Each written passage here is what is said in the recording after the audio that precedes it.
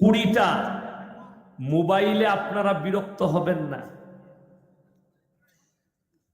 আজকে যদি ইয়াসিনকে আপনারা চিনেছেন, এই মোবাইলই চিনিয়েছে, এই ইউটিউবাররাই চিনিয়েছে আমাকে। শুধু তাই নয়, চিনানোটা আলাদা কথা, এদের একটা সমাজে বহুত বড় অবদান আছে বক্তাদের সাথে সাথে ইউটিউবারদের। আজকে বহু অমুসলিম ভাই, হিন্দু ভাই, দলিত, আদিবাসী ভাই আমাদের বয়ান শুনে তাদের কাছে পৌঁছেছে। তারা ইসলামের সত্যকে জানতে পেরেছে, নবীজির আদর্শকে জানতে পেরেছে।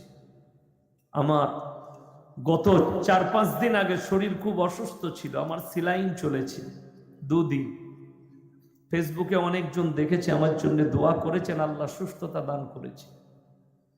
একটা ব্যক্তি ফোন করেছে আমাকে 2 দিন পরে, আমি সালাম দিলাম, উত্তর দিল, বলে স্যার আমার নাম হচ্ছে শ্যামল ব্যানার্জি। আমি অবাক হলাম, কি ব্যাপার? বললে আপনি অসুস্থ, আমি দেখলাম, আপনার জন্য আমি ভগবানের কাছে প্রার্থনা করেছি আপনাকে যেন সুস্থ করে দেয়। আমি তার জন্য দোয়া করলাম, আল্লাহ তোমাকে যেন ইসলামের জন্য কবুল করে নেয়। সকলে জোরে বলুন আল্লাহুম্মা আমিন। কেন? শ্যামল ব্যানার্জি ইয়াসিনকে কি করে চিনবে? চিনেছে মোবাইল থেকে। আল্লাহর কসম, ইসলাম এত সুন্দর, এত পরিষ্কার পরিচ্ছন্ন, ইসলামে বাড়াবাড়ি নাই, মারামারি নাই, কাটাকাটি নাই, ঝামেলা ঝঞ্ঝট নাই, পরিষ্কার পরিচ্ছন্নতা, উদারতায় পরিপূর্ণ। ইসলাম কেউ কি ঘৃণা করতে শিখায়নি। ইসলাম নবীজি সাল্লাল্লাহু আলাইহি সাল্লাম কেউ কি অশ্লীল ভাষা ব্যবহার করতে শিখায়নি, কেউ কি গালি দিতে শিখায়নি। ওই জন্যে নবীজি সাল্লাল্লাহু আলাইহি সাল্লামের একটা হাদিস শুনে যান, সকলে আমল করবেন। কারুর দেবদেবীকে, কারুর ধর্মকে তোমরা গালি দিও না, এবং তারটাকে তুমি নিজের মনে করে নিও না। কথা আমার বুঝাতে পেরেছি আমি? কেন বললাম এটা? তারটাকে নিজের মনে করে নিও না কেন? অনেক শিক্ষিত মুসলমান এখন বলে বেড়াচ্ছে, বিশেষ করে আমাদের নেতারা, তারা বলছে ধর্ম যার যার, উৎসব সবার। এটার কারণে বললাম যে না, এটা ভাষা, রং ভাষা। ধর্ম যার যার কাছে, উৎসব তার তার কাছে। আল্লাহ তাআলা কোরআনে সম্প্রীতির কথা বলেছে, যে সম্প্রীতির কথা পৃথিবীর কেউ বলতে পারবে না। কোরআনের সম্প্রীতি হচ্ছে লাকুম দীনুকুম ওয়ালিয়া দীন, তোমার ধর্ম তোমার কাছে, আমার ধর্ম আমার কাছে। এর থেকে বড় সম্প্রীতি আর কিছু হতে পারে না। যারা হিন্দু ভাই আছেন তারা শুনে, যারা শিক্ষিত সমাজের মানুষ আছে, যাদের একটু গায়ে লাগছে কথা, তারা ইউটিউব খুলবেন, ফেসবুক খুলবেন, আমি চলে যাওয়ার পরে রাত্রে খুলবেন, কালকে খুলবেন। আমাদের দেশের একজন বিদেশ মন্ত্রী, তিনি মারা গেছেন, তিনার নাম হচ্ছে সুষমা স্বরাজ। বিজেপি সরকারের একজন বিদেশ মন্ত্রী ছিলেন, তিনি মারা গেছেন। তিনি আরবের একটা কনফারেন্সে গিয়ে, মিটিংয়ে গিয়ে, বিভিন্ন দেশের রাষ্ট্রপ্রধানরা ছিল, সেখানে বিদেশ মন্ত্রীরা ছিলেন। সুষমা स्वराजকে माइक दिया হলো कि अपने अपने देश के बारे में कहो। তিনি বললেন, हमारे हिंदुस्तान महान है, हमारे भारत महान है। किस लिए? আরবের মানুষকে, মুসলিম রাষ্ট্রগুলোকে বুঝাতে চাইল যে हमारे देश पर, हिंदुस्तान पे एक बात पर अमल किया जाता है, वो है लकुम दीनुकुम वलिया दीन पर। तुम्हारे धर्म तुम्हारे पास और हमारे धर्म हमारे पास। ये कुरान का फरमान है। और उन्होंने समझाया, लेकिन बड़ी दुख की बात है कि इसके ऊपर अमल है कि नहीं है। আপনারা কে দেখেছেন জানি না, গত 3 দিন আগে ভারতের একটা সংগঠন আছে মুসলিমদের, জমিয়তে উলামায়ে হিন্দ, তাদের একটা অধিবেশন হয়েছে। অধিবেশনে মোল্লা আসাদ মাদানী সাহেব রহমতুল্লাহ আলাইহির সন্তান মাহমুদ মাদানী এবং আরশাদ মাদানী সাহেব দামাত বারকাতুহু তিনারা বক্তব্য দিয়েছেন। বক্তব্য কি ফুটে তুলেছেন? যে এই জন্য বক্তব্য দিয়েছে, আপনারা বিভিন্ন জায়গায় শুনতে পাবেন, ইউটিউব ফেসবুকের মাধ্যমে আমাদের দেশের যারা হিন্দু ভাই আছে, পণ্ডিত আছে, তারা বিভিন্ন সময় মুসলমানকে কি ঠেস পৌঁছাচ্ছে একটা কথা বলে, এ দুনিয়া মে আপনারা দেখেছেন ইউটিউবে এখন কিন্তু খুব ভাইরাল, তার নাম হচ্ছে বাবা বাগেশ্বর ধাম বাবা। খুব সুন্দর দেখতে, আমাদের বয়সী ছেলে, অল্প বয়সে, ইয়ং বয়স।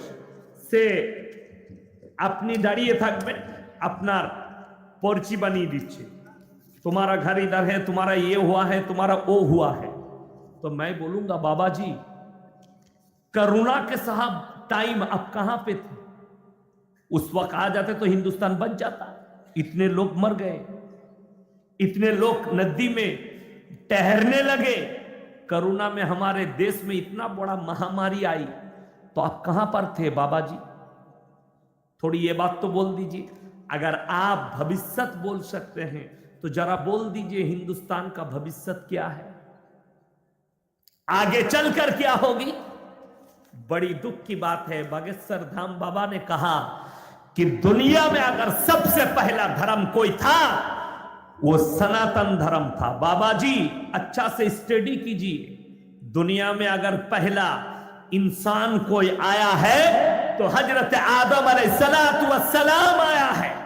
और जो मुसलमान था, जोरे एक बार बोलूं सुभान अल्लाह। आदम आलाइहिस सालाम एकजन नबी এবং পৃথিবীর প্রথম মানব, তিনি মুসলমান ছিলেন। महमूद मादानी साहब বলেছেন, अगर इस्लाम दुनिया में शुरू हुआ, मुसलमान अगर शुरुआत है तो हिंदुस्तान से है। जोरे बोलूं सुभान अल्लाह।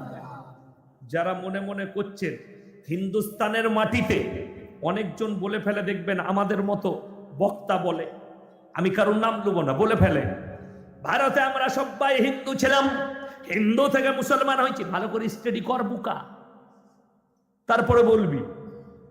বক্তব্য দিবার আগে ইতিহাস পড়ো ইসলামের। আল্লাহ তাআলা হযরত আদম আলাইহিস সালাতু ওয়াস সালামকে দুনিয়ায় যদি কোথাও নামিয়েছেন, সর্বপ্রথম হিন্দুস্তানের মাটিতে নামিয়েছেন। জোরে বলুন সুবহানাল্লাহ। এই হিন্দুস্তানের পূর্বপুরুষ যেটা ছিল সেটা মুসলমান ছিল, সনাতন নয়। ভারতের প্রথম জন্ম হচ্ছে দুনিয়ার বুকে, আল্লাহ তাআলা শুরু করেছেন মুসলমান দিয়ে, আর এই দুনিয়ার খাতমা করবেন মুসলমান দিয়ে। এটা লিখে দিন কাগজ থাকে। ওই জন্য কোন ধর্মকে আমার ঠেস পৌঁছানো দরকার নেই, আমি খালি ইত্যাদিকে বলতে চাই। কিন্তু আপনারা দেখতে পেয়েছেন আমি কি বুঝাতে চাইছি। এই 50টা মোবাইল আপনারা বিরক্ত, 1.5 থেকে 2 লাখ ইলেকট্রিক মিডিয়া আপনার বিরুদ্ধে চক্র চালাচ্ছে। 1.5 থেকে 2 লাখ মিডিয়া ইলেকট্রিক। মুসলমানকে মিটিয়ে দাও।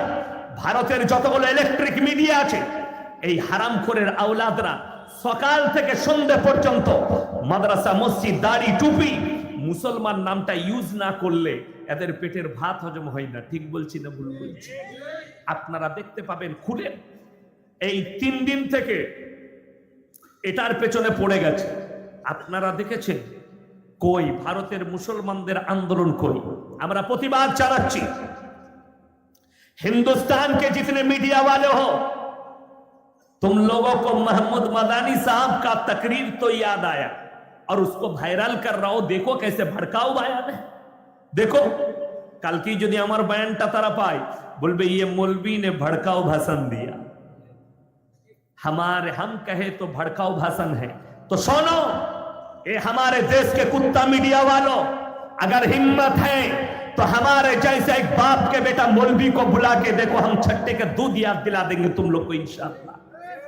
लेकिन हमारे जैसा हक में चलने वाला मौलवियों को नहीं बुलाएगा, बिकने वाला मौलवियों को बुलाएगा। যারা বিক্রি হবে সেই মৌলবীদিকে তারা চ্যানেলে বস করায়। আমাদের মতো মৌলবীকে ডাকার হিম্মত নাই। কেন? আমরা মাথা নত করব না বেঈমান কাফেরের কাছে। মৃত্যু চলে আসবে, আল্লাহর কসম। এই পার্সোনাল প্রপার্টি আল্লাহ ছাড়া পৃথিবীর কারোর সামনে ঝুঁকবে না। আমি আমাদের দেশের প্রধানমন্ত্রীকে রেসপেক্ট করি। মোদিজি আমাদের দেশের প্রধানমন্ত্রী, যাই হোক মানুষ ভোট দিয়ে বানিয়েছে, তিনাকে রেসপেক্ট করি, সম্মান করি। আল্লাহর কসম, ভয় যদি খাই আল্লাহকে খাই, মোদিজিকে ভয় খাই না। যদি এটা কারো মনে হয় তাদেরকে বলে দিই, শোনো, অমিত শাহজি আমাদের গৃহমন্ত্রী, তিনাকে রেসপেক্ট করি, ভালোবাসা দিই। ভয় যদি খাই আমরা একমাত্র আল্লাহকে খাই। সবাই নিয়োগ করেন, আল্লাহ ছাড়া পৃথিবীর কেউ কি ভয় খাবো না? জোরে বলুন ইনশাআল্লাহ। এটা মুসলমানদের ঈমান, এটাই হচ্ছে শক্তি। আল্লাহর নবী সাহাবীরা এক আল্লাহর উপরে বিশ্বাস আর ইয়াকিন আনার কারণে একদিকে 313 জন সাহাবী, ইসলামের ইতিহাস খোলা হয় আমার মুসলমান ভাইয়েরা, আর একদিকে 1000-এর বেশি বেঈমান কাফের। আল্লাহ তাআলা সাহাবীদেরকে জয়লাভ করিয়েছেন। জোরে একবার বলুন সুবহানাল্লাহ। যারা মনে করছে ইসলাম মিটিয়ে দেব, যারা বলছে, আমি কালকের জলসাই বলেছি, আজকে বলে যায়, মাশাআল্লাহ, আল্লাহ দানকে করুন। আমার ভাই, লাস্টে আমি দোয়া করব, যারা পয়সা দিবেন আমার হাতে দিবেন না, বায়ান ডিসমিস হয়ে যাবে, লাইন কেটে যাবে, তাই না? আমার ভাই, কালকের জলসাই বলেছি, মুসলমানদিকে গুমরাহ করা হচ্ছে, ইসলামকে নিয়ে চিনিমিনা খেলা হচ্ছে। তার একটা খেলা আপনাদিকে বুঝিয়ে দিই। গত 3 দিন আগে না কালকে সাগরদিঘি থেকে হলদিয়ার একটা মাল এসছিল সাগরদিঘিতে। আমি নাম করব না, নামটা বলবো। আমার ভাই, তার নাম হচ্ছে শুভেন্দু অধিকারী, মোহাম্মদ শুভেন্দু অধিকারী। কি বললাম? মোহাম্মদ শুভেন্দু অধিকারী। আমাকে যারা মনে করবেন টিএমসির গোলাম, তাদেরকে বলছি আমার 16,000 বায়ান ছুটছে, একটা করে বার করে দেখে নিবে। আমি নুসরত জাহানের এলাকায়, উত্তর 24 পরগনায় ভাঙড় এলাকায় গিয়ে তাকে ফাঁস দিয়ে এসেছি। আমি কোনো বাপের বেটাকে ভয় করি না। কথা শুনে যান আমি কেন বলছি। আমাদের শুভেন্দু বাবু বলেছে, আমাদের মুখ্যমন্ত্রী মমতা বেগম বলেছে, বেগম বেগম। তোর বাপের এত বড় হিম্মত হয়ে গেল মমতাকে বেগম বললি? সে তো বেগম নয়, সে মুসলিম। কি কথা বলুন, মুখ্যমন্ত্রী মুসলিম নয়। এটা মুসলমান দিকে শোনো, যদি আমাদের মুখ্যমন্ত্রী কোন মুসলিমদের সবাই যায় মাথায় ঘুমটা দিয়ে, সে যদি বেগম হয়, তুই তো মাথায় টুপি লাগিয়ে ইফতারি পার্টিতে বসে এলি, তাহলে তুই তো মোহাম্মদ না শেখ, সেটা বল। কথাটা বুঝতে পারেননি? তাহলে তুই কিছু হবি? তোর নামটা পাল্টানো হয়েছে, অধিকারী করে দিয়েছে না। তোর আব্বাকে জিজ্ঞেস কর, তোর নাম শেখ, তোর বাপের নাম শেখ শিশির অধিকারী। যদি এটা না হয়, ইসলামকে ঠেস পৌঁছাও না। আমি তোমার বিরুদ্ধে বলতে যাবো না। তুমি কে? এর নামটা নিলাম, এতেই যদি বাংলাদেশের লোকেরা শুনে তাকে চিনে যাবে, তাই না? তা নাহলে কেউ চিনে না শুভেন্দুকে। আমি বললাম ওর নামটা কেটে দিবে, এই উঠে পারবে। আমি ঘৃণা করি, আমি পছন্দ করি না, আমি রাজনৈতিক বক্তা নয়। কিন্তু কেউ যদি ইসলামের বিরুদ্ধে কথা বলে, কোরআনের বিরুদ্ধে কথা বলে, মুসলমানের বিরুদ্ধে কথা বলে, টুপিদারির বিরুদ্ধে কথা বলে, আল্লাহর কসম সে যত বড়ই বাতের বেটা হয়ে যাক, তার বিরুদ্ধে বলতে আমি এতটুকু হেঁচকিচাবো না ইনশাআল্লাহ। এটা নিয়ত করলে প্রত্যেকটা মুসলমানকে বলছি, তোমার রাজনীতি আলাদা জায়গায় রাখো, আল্লাহকে আলাদা জায়গায় রাখো, কখনো এক করো না। তোমার কোরআন একদিকে, পৃথিবীর গোটা পৃথিবীর বাদশাহী একদিকে, কখনো কম্প্রোমাইজ হবে না। কোরআন কম্প্রোমাইজ করেনি, তার একটা দলিল দিয়ে যায়। আমাদের দেশে বিভিন্ন জায়গায় ইফতারি পার্টি হয় না, হয় না? ইফতারি পার্টি হয়, থানায় ইফতারি পার্টি, পার্টি অফিসে ইফতারি পার্টি, রাষ্ট্রপতি ভবনে ইফতারি পার্টি, বিভিন্ন জায়গায়। আমি একবার রমজান মাসে মাদ্রাসায় ফজরের পরে আমি নামাজ পড়ে বসে থাকি, কোরআন তেলাওয়াত করে বসে থাকি, তারপরে আদায়ে বেরোই গোসল টোসল করে মাদ্রাসা। তো সকালে পেপার এলো 8টায়, প্রথম পৃষ্ঠাতেই দেখছি আমাদের মতো টুপি লাগিয়ে একজন হাত তুলে দোয়া করছে। আবার নিয়ে আই পেপারটা দেখি, তখন 16ই রমজান। প্রথম পৃষ্ঠাতেই দেখছি আমাদের দেশের প্রাক্তন রাষ্ট্রপতি মারা গেছেন, তিনার নাম হচ্ছে শ্রী প্রণব মুখোপাধ্যায়জি। টুপি লাগিয়েছে, হাত তুলে দোয়া করছেন। কোথায়? রাষ্ট্রপতি ভবনে ইফতারি পার্টি। তার নিচে লিখেছেন, রোজা অন্তত আত্মাকে শান্তি দেয় রোজা রাখলে, ইসলাম শান্তির ধর্ম। যদি এটাই হয় তাহলে কলমা পড়তে দোষের কোথায়? কথাটা বুঝতে পারেন? কিন্তু এটা নয়, শুনেন, এরপরে কোরআন শোনাবো। সূরা বাকারা তৃতীয় পৃষ্ঠা। ওয়াইযা লাকুল্লাযীনা আমানু ক্বালু আমান্না ওয়াইদা খালাউ ইলা শায়াতিনিহিম ক্বালু ইন্না মাকুম ইন্নামা নাহনু মুস্তাহজিউন।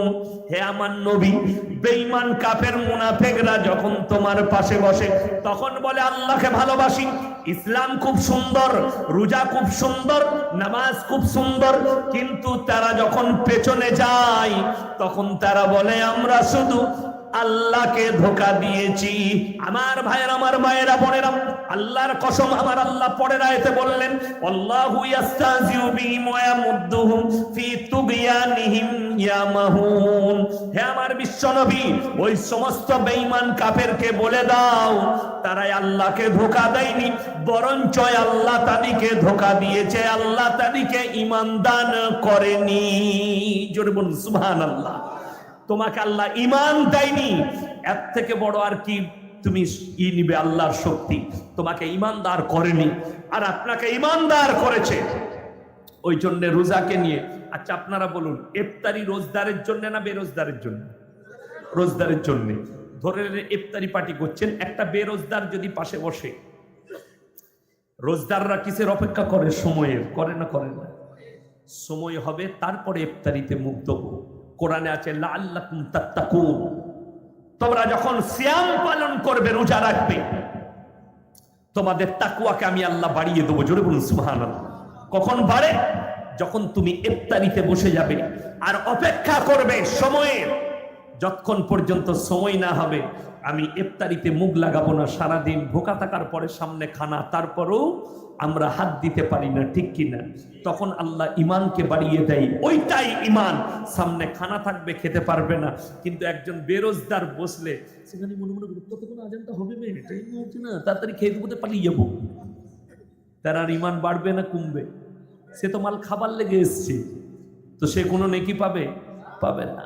বড় কষ্ট লাগে, কি বুঝলেন? যখন ইফতারি পার্টিতে ঢুকছে তখন টুপিটা তাড়াতাড়ি বার করে, রোজাও রাখে না, কিছু রাখে না, কোথায় বসবো? সে আবার অনেকজন আবার খুঁজে কোন প্লেটে গোশ বেশি আছে ওইখানটাই বসবো, কি বুঝলেন? অনেকজন দেখে সাইডেরটাই কেউ নাই, তো ফাঁকা আছে, মানে দুটো প্লেট মারবো, ওইখানে বসে। সে মাল তো রোজাই রাখেনি, সে খাবার মাল। আর রোজদারদের শান্তি হচ্ছে একটা খেজুর, এক গিলাস পানি, ইফতারিটা হলেই যথেষ্ট। আমার ভাই, ইসলাম অন্তত সুন্দর, কেউ বিকৃত ঘটাবেন না। আমি বলে যাই, আল্লাহর কসম, নবীজি সাল্লাল্লাহু আলাইহি সাল্লাম আখলাক আর চরিত্র দিয়েছে। আজকে যদি বলেন মুসলমান পিছিয়ে কেন, তার দুটো কারণ বলে যাচ্ছি। মুসলমান পিছিয়ে যাচ্ছে তার দুটো কারণ। এক হচ্ছে আমার আল্লাহ রাব্বুল আলামিন দুনিয়াতে প্রথম আয়াতটা নবীজির কাছে যেটা পাঠিয়েছেন না, সেটা হচ্ছে ইকরা বিসমি রাব্বিকাল্লাযী খালাক। হে নবী পড়ো, খালাকাল ইনসানা মিন আলাক, ইকরা ওয়া রাব্বুকাল আকরাম আল্লাযী আল্লামা বিল কলম। আজকে এটা মাদ্রাসার জলসা। শিক্ষা নেই মুসলমানের কাছে, না দ্বীনি শিক্ষা আছে, না এডুকেশন আছে। আমি বলে যাচ্ছি, আপনার ছেলেদিকে এডুকেশন দেন, সকলে জোরে বলুন ইনশাআল্লাহ। ভালো ভালো স্কুল মুসলমানদের, আলামিন মিশন, ফুলানে মিশন, মিশনগুলো হয়েছে না হয়নি? সেখানে আপনার সন্তানকে দেন, ঈমান বেঁচে যাবে। আপনার ছেলেকে ডাক্তার করবেন, করুন, কিন্তু দ্বীনের মধ্যে প্রতিষ্ঠিত থাকতে হবে। হাজার হাজার মুসলমান যুবক যারা বেঈমান কাফেরদের গোদে লালিত পালিত হচ্ছে, তাদের ঈমান ধ্বংস হয়ে যাচ্ছে। আজকে বলে যায়, কালকে 14 তারিখ ছিল, ছিল না? ছিল না? জিনা দিবস ছিল, ব্যভিচার দিবস, তাই না? কি দিবস? ব্যভিচার দিবস। আমি নাম রেখেছি ব্যভিচার দিবস। হাজার হাজার মেয়ে তার ইজ্জতকে কালকে লুটিয়েছে। হাজার হাজার যুবক তারা জিনায় লিপ্ত হয়েছে কালকে 14ই ফেব্রুয়ারি, ভ্যালেন্টাইন ডে। কি বুঝলে? আমাদের ছেলেরা মাকে কোনোদিন বলে না, মা তোমাকে জান দিয়ে ভালোবাসি। 3 দিনকার একটা নোংরা মেয়েকে বলছে আই লাভ ইউ, গোলাপ ফুল দিয়ে। ঝাঁটার জুতো খাবি, 50 টাকার গোলাপ ফুল না কিনে 50 টাকার আপেল কিনে নিয়ে এসে বৃদ্ধ বাবাকে খাওয়া। তোর বাপ দোয়া দিলে তো কামিয়াব হয়ে যাবে। কোনো মৌলবীর দোয়া লাগবে না। বাপ যদি দোয়া করে, আল্লাহ আমার সন্তানকে বড় করো, বিদ্যুতের গতিতে আমার আল্লাহ কবুল করবে। জোর বলুন সুবহানাল্লাহ। কিন্তু আমরা 3 মাসের ভালোবাসা। শোনো, এখন তো রিলেশনশিপ কি, আজকে এর সাথে কালকে ওর সাথে, এটা হচ্ছে মেয়েদের নেচার। আজকে একটা ছেলে আমাকে গাড়িতে আসছে, ফোন করেছে, হুজুর একটা কথা জিজ্ঞেস করব। কি হয়েছে বলো? মেদিনীপুরের ছেলে মনে হয়, ওই জন্য আমাকে বলছে হুজুর জিজ্ঞেস করব। আমি বলো। বলছে আচ্ছা, প্রেম করা কি জায়েজ আছে? আমি বলি একদম 100% জায়েজ। আপনারা হাসছেন, জায়েজ নাই প্রেম করা? জায়েজ আছে। কিন্তু তুমি যেটা বলছো গাছতলায় পার্কের ভেতরে গলা ধরে আই লাভ ইউ কামিয়ার উটি হারাম, কথা বুঝতে পারেননি? ওইটা হারাম, ওটা ব্যভিচার। আজকে আপনাকে বলে দিই, সরকার আপনাদিকে, ভারত সরকার হোক পৃথিবীর মানুষ, তারা চায় মুসলমানদের ঈমান ধ্বংস হয়ে যায়। আমার যুবকেরা শোনো, আমার যুবতী মা বোনেরা যারা স্কুল কলেজে পড়ে, আমি তাদেরকে অনুরোধ করছি, আমার প্রত্যেকটা বয়ান শোনার চেষ্টা করবে। আমি তোমাদের জন্য নসিহত রেখে যাই। কিসের নসিহত? যাতে আমার এই যুবক যুবতীগুলো এই বেঈমান কাফেরদের হাত থেকে বাঁচে। মুসলমান, তোমার জন্য তো 25শে ডিসেম্বর নয়, মুসলমান 1 জানুয়ারি তো তোমার নয়। আপনাকে দেখিয়ে দেবো, আপনাদের লালবাগে, মুর্শিদাবাদে, হাজারদুয়ারিতে রান্না করে খাচ্ছে মুসলমানরা, পিকনিক করতে এসছে 1 জানুয়ারি। যাই না মুসলমানরা? শুধু তার সঙ্গে ওই খানা থাকে না, খানা তো যা থাকে থাকে, তার সঙ্গে আবার বোতল থাকে না? থাকে না? বোতল থাকে তার সঙ্গে। যেমন আপনাদেরকে বলে দিই, বড় কষ্টের বিষয় কি জানেন? আমাকে একজন লিখে দিয়েছে, দাড়ির বিষয়, আপনার দাড়ি নিয়ে বলবেন। আমার দাড়ি নিয়ে কি বলবো? লোকে বলছে এ মালের বয়ান শোনা যাবে না, দাড়ি নাই। কারা বলছে? হয় সে সুদখোর হবে, না হলে চোর হবে, তা না হলে গড়াগড়ি মাল হবে। গড়াগড়ি মাল বুঝতে পারেন নাই? যারা গাছতলায় গড়াগড়ি মারে, কি বুঝলেন? তারা আমাকে কালকে একজন বলছে স্টেজে এসে, আচ্ছা মৌলী সাহেব বলুন তো, আমাদের এলাকায় সব মসজিদে কিয়াম হয়, এই একটা যেখানে জলসা করছেন এই মসজিদে হয় না। আমি বলি এরাই তো ইসলাম বুঝে নাই, তুমি বুঝে গেইছ। বাবা 5 ওয়াক্তের নামাজ পড়ো? বলছে জি হুজুর না পড়ি না। আমি তোকে ঝাঁটা জুতো মারবে, কিয়াম নিয়ে খালি মারামারি করগা, কবরে গেলে বুঝতে পারবি কিয়ামটা ঠিক না নামাজটা ঠিক। আমি বলবো না, কিয়াম নিয়ে কি করবি? ফরজ নামাজ নাই। যেমন আমাদের দেশের কিছু লোক আছে ফরজ নামাজ পড়ে না, কিন্তু লোক মরে গেলে জানাজার ফাঁস কাতারে দাঁড়াবার লেগে মারামারি করে। উজু করে মসজিদে ফরজ নামাজ হচ্ছে, উনি হজরত উজু করে রেডি হয়ে আছে, জানাজার নামাজ পড়বে। আচ্ছা, জানাজার নামাজ যদি কেউ ছেড়ে দেয় গুনাহ আছে? কোনো গুনাহ নাই। কিন্তু কেউ যদি ফরজ নামাজ ছেড়ে দেয় গুনাহ আছে না নাই? গুনাহ আছে। এরা ফরজ নামাজ পড়ে না কিন্তু জানাজা ছাড়বে না। আমাদের দেশের কিছু লোক আছে, এরা রমজানের রোজা ঠিক মতো রাখবে না কিন্তু শবে বরাত ছাড়বে না। শবে বরাতে বোম ফাটায়, সামনেই আসছে অনেক গ্রামে, দাঁড়াম দুরুম ফাটাম ফুটুম, মনে হচ্ছে কারগিলের যুদ্ধ চলছে গ্রামে। মুসলিম ভাইয়েরা বোম ফাটায়, তুমি কোথা থেকে এই কালচার পেলে? আমি বলে যাচ্ছি, এখনো মুসলমানদের মধ্যে লোক মারা গেলে মেয়েদের ভিড় হচ্ছে না? হয়নি? আপনাদের এখানে হয় না? প্রচুর মেয়েদের ভিড় হয়। 2টো কারণে হয় মেয়েদের ভিড়। কি বলুন তো?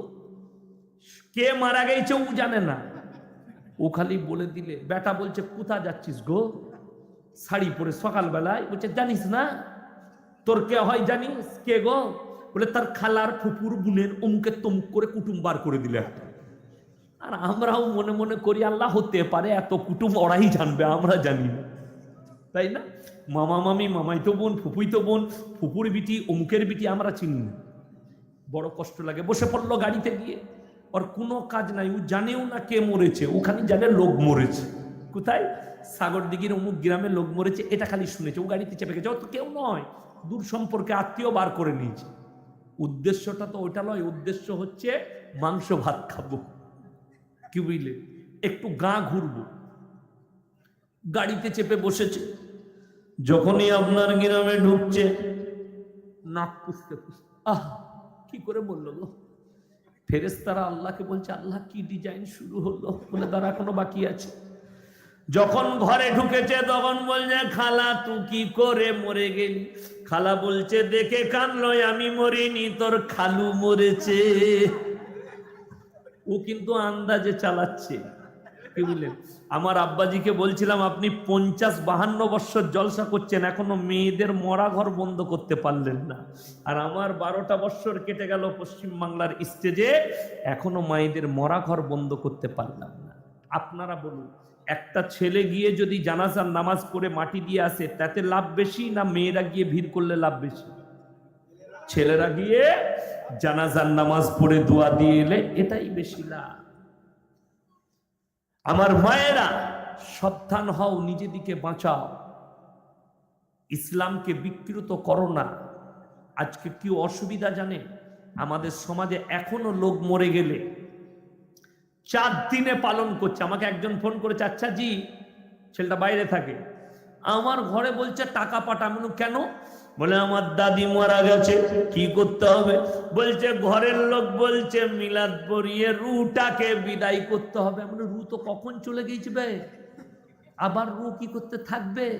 বুঝে না, মিলাদ পড়িয়ে বলছে বিদায় করতে হবে না, ঝাঁটা জুতো মারো দিকে। আমি বললাম, ওই মৌলবীর দেখা পয়সা কম পড়েছে, ওই জন্য মিলাদটা করতে বলেছে, রু উই তাড়াবে। আমাদের দেশে কষ্টটা কোথায় জানেন? আমাদের কাছে লোকরা তাবিজ নিতে আসে, হুজুর একটা জ্বরের তাবিজ দেন তো। আর হুজুরের যখন জ্বর হয়েছে তখন ডাক্তার ইয়াসিনের হাতে সিলাইন লাগিয়েছে। কথা বুঝতে পারেননি? আমার জ্বর, আমার পায়খানা, সিলাইন। আর আপনাদের হলে তাবিজ, পানি, তেল পড়া। আপনি শিউড়িতে যান, পাথর চাবড়িতে, সেই ময়ূরের পখম জানেন? ময়ূরের পখম, ওই পখমগুলো 4, 5টা 10টা এক কাছে বেঁধে ঝাঁটা তৈরি করেছে, এরকম ব্যাকাপা, কি বুঝলে? যেই যাবে, বাবা আমার ছেলের জ্বর হয়েছে, ভালো হয়ে গেল, যা চল যা, চলে গেল। কিন্তু বাবার যখন জ্বর এসছে তখন সিউড়ি হসপিটালে লাইন দিয়েছে।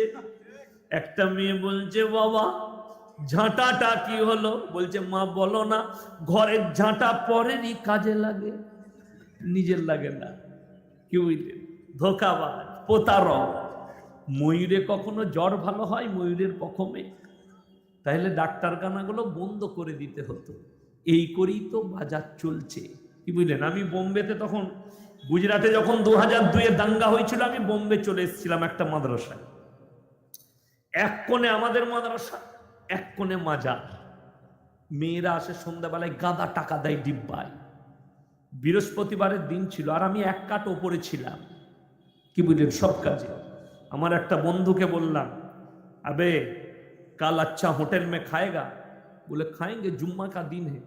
पैसा कहाँ मिलेगा? मैंने पैसा मिल जाएगा, चल इधर बड़ा होटल है एक तो, उधर जाएंगे खाने के लिए। बोले पैसा कहाँ से मिलेगा? मैंने रात होने दे, फिर पैसा आ जाएगा।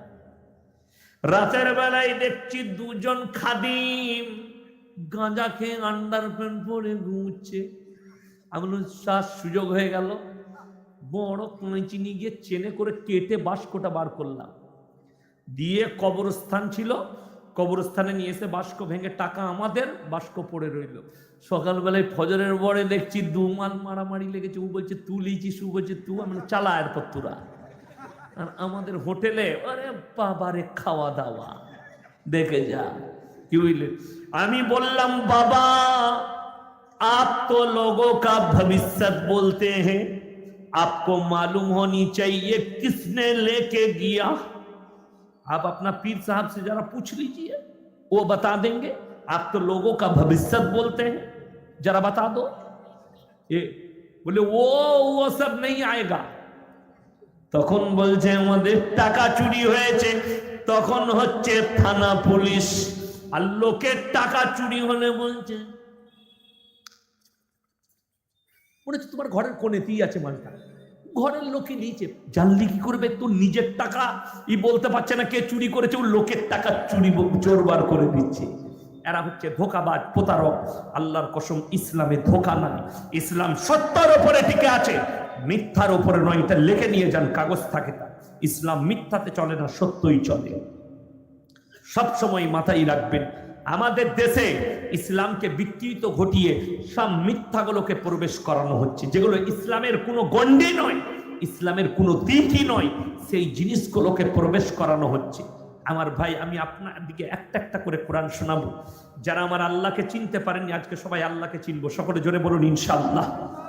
আল্লাহকে চিনবেন, কি করে চিনবেন? যারা আল্লাহকে চিনতে পারেননি, আমি বলে যাই, পৃথিবীর বুকে যতগুলো পাপ আছে, আল্লাহর কাছে যতগুলো ঘৃণিত পাপ আছে, তার মধ্যে সব থেকে বড় দুটো বড় পাপ, যেগুলো আমার আল্লাহ কেউ জেনে শুনে করলে সেটা ক্ষমা করেন না। এক নম্বর হচ্ছে শিরকের গুনাহ। কেউ যদি জেনে বুঝে আল্লাহর সঙ্গে কেউ কি শরীক করে, সেই পাপ আমার আল্লাহ জীবনে ক্ষমা করবেন না। আর দ্বিতীয় নম্বর হচ্ছে কেউ যদি নিজের পেটের সন্তানকে হত্যা করে, এটা জেনে শুনে কেউ করলে আমার আল্লাহ ক্ষমা করবেন না। খুব সাবধান, সবাই শিরক থেকে বাঁচবো। জোরে বলুন ইনশাআল্লাহ।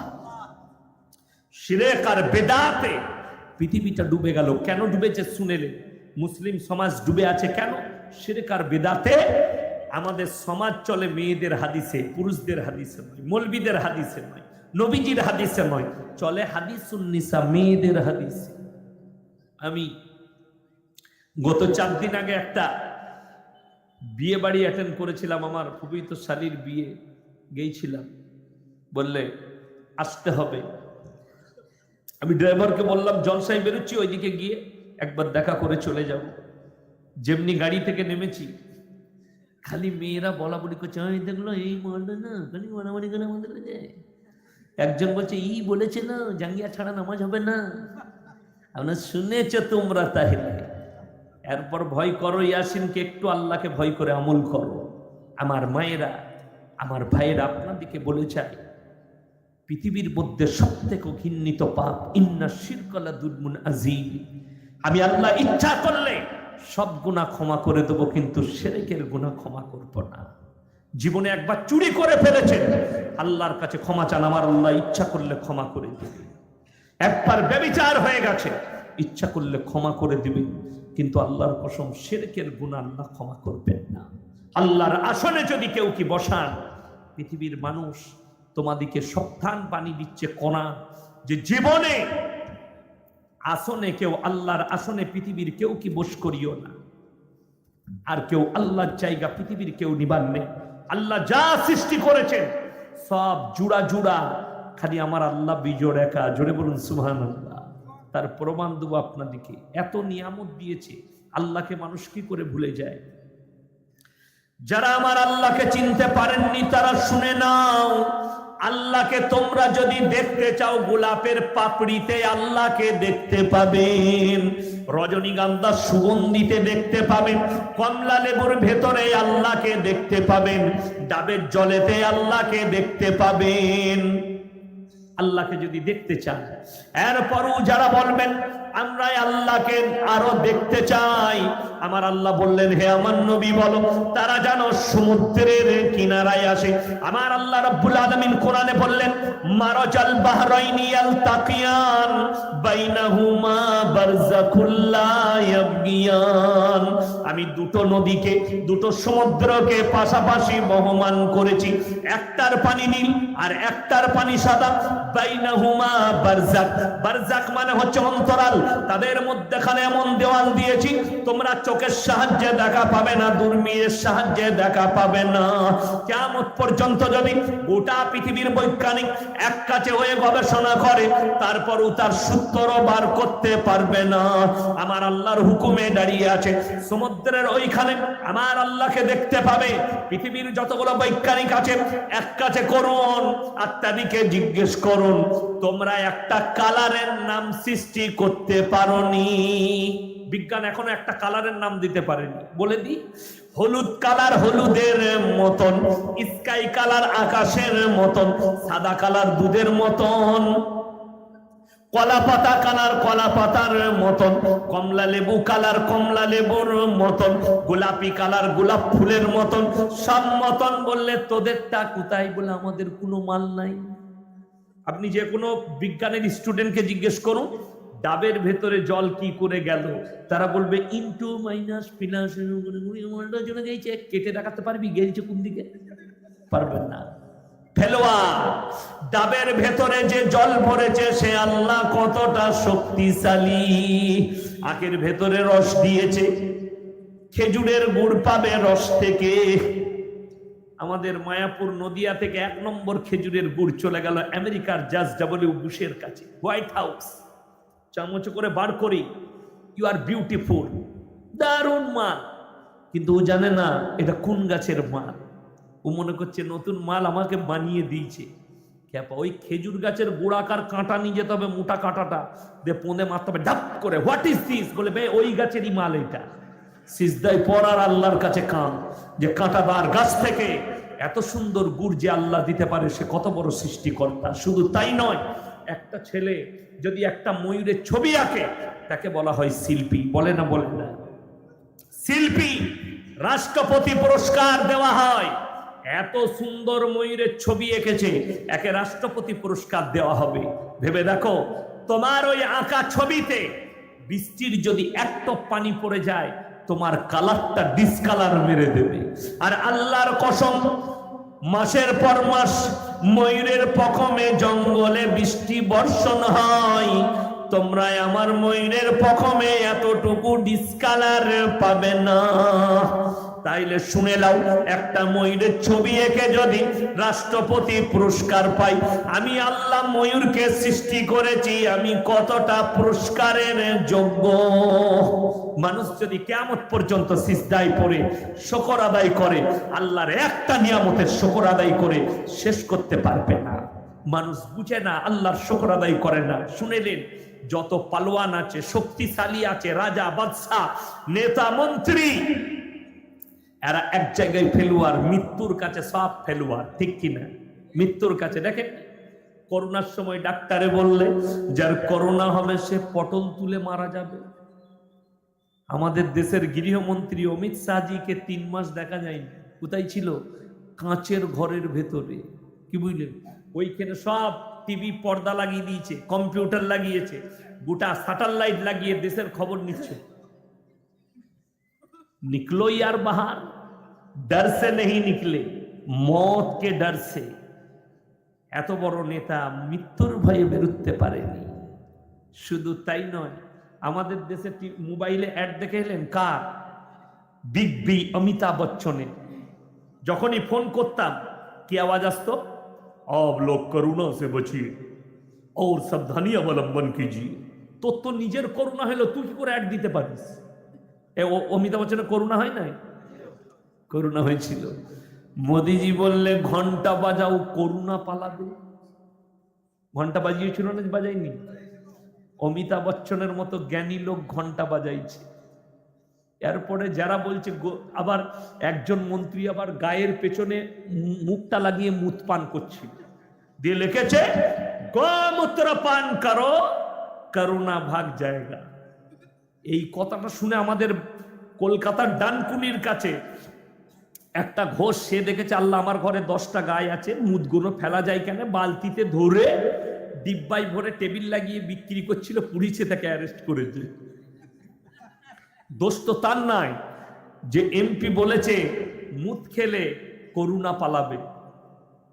যখনই এটা দেখলাম, আমি আল্লাহকে বললাম, আল্লাহ তুমি কৃপা করেছো, ওরা মুদ খাবে, আমরা দুধ খাবো। কথা বুঝতে পারেন? মুদ দুধ। আমাদের মালদা ডিস্ট্রিক্টে যোগীজি এসেছিল, এসে বলে গেল, अगर हम बंगाल के सत्ते में आए तो 24 घंटा के अंदर गाय काटना बंद कर देंगे। क्यों? गाय हमारा माता है।